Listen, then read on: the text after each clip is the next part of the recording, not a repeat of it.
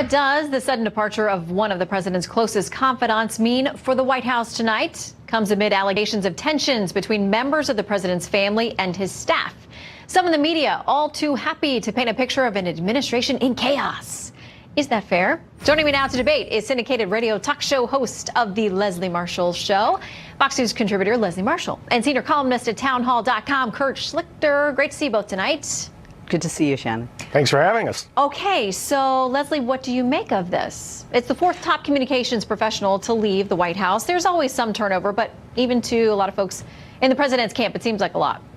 Well, you know, Donald Trump said that he was like Ronald Reagan, and this is one way he is, because Ronald Reagan's the only one that's had more turnover with communications directors. But honestly, my sources in Washington tell me this was about 6 months in the making for Hope Hicks. But the perception, Shannon, I think, among the Americans is that, you know, hey, she talked about white lies. You know, yesterday she was sitting there for 9 hours giving information, and now she's gone, even if that's not the truth. And it does have the appearance that this is with a lot of turnover, an administration in chaos, and that's not good, coupling that with the president's latest lower approval ratings. Well, and to that point, here's what Scott Dworkin, who is the coalition, the Dem Coalition founder, he says he's a member of the resistance. He's a lefty. Here's what he says. No one in their right mind would ever resign as communications director of the White House after months on the job. And to, quote, pursue other opportunities, give me a break. Hope Hicks is probably running straight to Mueller's office so she can be a witness, not a suspect. Hashtag Trump colluded. Kurt? Oh, enough of this collusion delusion. Look, Hope Hicks has been helping Donald Trump for years. It's exhausting just reading his tweets every day. Imagine having that as your entire life. She's a 29-year-old woman. She's got great talent. She's got a great resume, and she's got great potential to really do something else. She's probably exhausted and just moving on. You know, I think Leslie's right. I think this has been going on, but I have to disagree with Leslie. I don't think the American people are thinking, well, she testified for 9 hours yesterday. In fact, I don't think they're thinking about the Mueller investigation at all anymore, as it's proven to be absolutely nothing.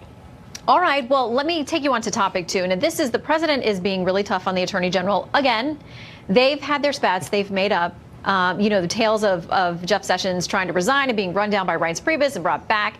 So we told you about the president's tweet where he says, I don't like the way he's doing the FISA investigation. He needs to not use the Obama-appointed inspector general. This is what the Attorney General has had to say in response. He says, we have initiated the appropriate process that will ensure complaints against this department will be fully and fairly acted upon if necessary, as long as I am the Attorney General. I will continue to discharge my duties with integrity and honor. So what we were discussing today in the office is, how does this play outside the Beltway for average people at home? I mean, are there conservatives, Leslie, who are happy that the president is going after the Attorney General, or those who think, stop going after your own staff? I mean, how do you think it plays outside of this little political bubble we're in? Well, I've heard from Republicans that they want the president to stop attacking, and it was seen they're more in Jeff Sessions' camps, whether it's Trey Gowdy or on our own network here, Fox News contributor and former Congressman Jason Chaffetz, who said it's embarrassing. And I would even go further to say this is juvenile. Jeff Sessions pledged his allegiance to the Constitution, not to Donald Trump. And Donald Trump needs, as president, to be presidential and to have confidence in the man that he appointed for the job. And quite frankly, Jeff Sessions, I may not like the pick and I may not like everything he does, but he is doing his job. And again, he's got to let the man do that. And Kurt, my Twitter feed is split over this. Some of them are like, yeah, you know, Mr. President, go after him. He's not getting the job done. And others are saying, this man's a public servant. This is methodical. This is what you have to do. You got to let him do his job. Oh, you know, Jeff Sessions is a tough guy. He can take it. And tomorrow you get to ask him all about some of the questions that have frustrated so many of, some of us conservatives are very, very frustrated by Jeff Sessions. This Mueller thing keeps going on, and it keeps coming up zero.